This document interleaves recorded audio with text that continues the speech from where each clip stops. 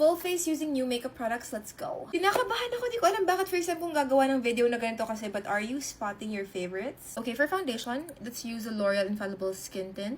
I have to say, ito yung favorite ko before, pero sa US ko lang siya nabibilis. But it's finally in the Philippines, I'm so happy lang. Using this thing to blend that out. At first, I thought this was a soap, but it's a sponge. This is from Dala. Hydro Cloud Arc Blender. This is it when dry, but when you wet it, it doubles in size. Ang cool ng shape niya, you can use it like this, and you can use this side, you can use this side, this. Sa mga tamad maghugas ng sponge, kagaya ako, feeling ko magagamit ko to. Ang laki niya. And then I'm using my flower nose mirror. I'm gonna use this side, which is the fluffier side.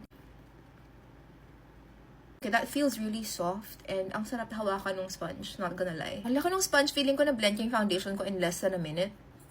Wow, that was pretty effortless. Swak na swak siya. Technically, it's not my first time using the skin tint, so I know na maganda siya talaga. It's very natural, parang wala kasuot. Feels like a serum, honestly. Guys, I had to repurchase this concealer from Lovely Cosmetics na wala kasing akin, hindi ko siya mahanap kasi ginagamit ko siya na madalas lately. Ito yung pinaka full coverage na concealer locally na meron ako. I'm in the shade 1FN, by the way, and I'm just gonna spot conceal because I did break out. I'm breaking out so much right now, pero okay lang. That's why we have makeup. This specific shade, gamit ko lang siya on my spots. This is the most random concealer. Okay, I don't want to gatekeep this one, but I got this from Anko. This is their blur concealer, and when they say it's blurring, it really is blurring. I've been using this one to brighten. It looked like the Maybelline eraser, so I got that. Na-curious lang ako. Okay, I'm gonna say this. Mas maganda siya sa Maybelline! You know what? I feel like if I make this into a series, it might feature the most random products that I feel like nobody talks about because I have some gems. And sometimes when I recommend product, it's a really good product, but it's so hard to find. Like hindi siya sikat, ganon, hindi siya talked about. So let me know if that's okay. Or should I stick to like local? Let me know your suggestions in the comments. So far, ang ganda ng sponge kasi ang laki niya. Hindi rin niya kinakain masyado yung products ko. Wala akong bagong pangkilay, so I'm just using this one from Skin Beauty. Ito yung go-to ko for ilang years na, guys.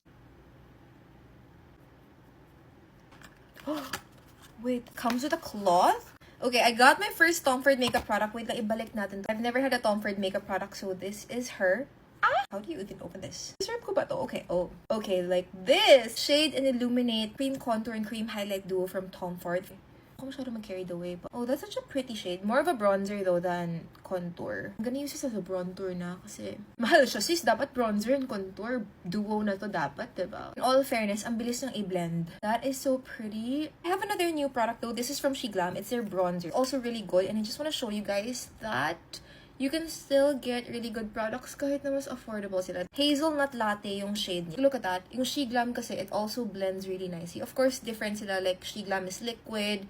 Yung Tom Ford is like a cream. Kung ano na lang preference nyo and kung anong budget nyo for the go. This, as you can see, is a lot warmer. This was giving me like more of that bronzer vibe that I'm going for. Effortless din niya i-blend. Na-inlove ako dito sa SheGlam. So this is also a little bit lang. Pantayin natin. SheGlam is not playing around. Girl, ewan ko. Ipapantay ko na lang sila para same yung shades. I'm saying, hindi nagpapatalo si Marimong SheGlam. Hindi nagpapatalo si Marimong SheGlam. May laban siya, sis, ha. Ito talaga yung nag-inspire sa akin na gawin tong video ito. From Cloud Beauty yung blush nila. Binili ko to, sis, ha. I have 3 shades. Seriously, so affordable. If this performs nice, I'm saying why not? Hindi ko alam paano nila ginawa tong ganitong presyo. Let's go for Coral Fluff and Hazy Bloom. I'm low-key scared because I want this to be nice. Oh, it's pigmented. So, blot nyo lang yung excess, ha. And I'm just applying this blush.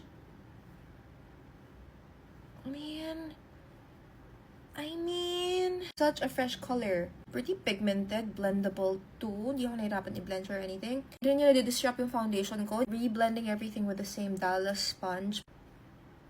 Oh! Okay, it's nice. I'm taking Coral Fluff, I think lighter shade. And I'm just gonna apply it sa outskirts, pero just for funsies. Let's just add a little bit. These shades are cute. They're light though. Dumating na rin yung mga binagbili ko sa Choo Choo Beauty. Hindi ko pa na-try yung ibang shades ng mga blushes nila. I got Darling Baby. Sweetie Pie. This shade looks stunning. Ang chocolate cake bronzer. Feeling ko mag-work sa skin ko. We're all peachy, right? We have to go with Darling Baby, of course. I'm just gonna use the lighter shade. Ina-apply ko lang siya on top of the Cloud Beauty blush. See how beautiful that gradient effect is looking? In the center. Kita niyo ba yung parang subtle gradient effect? The Cloud Beauty blush, medyo milky siya. So, it's really nice na patungan mo siya ng medyo pigmented na blush. It's gonna look more naturally faded and seamless. Just a little tiny bit of Sweetie Pie. May blush blindness ako. Apple of the cheeks. Ganda. May rainbow na yung mukha ko. So, para siya naging gradient blush. From peach, naging pink siya.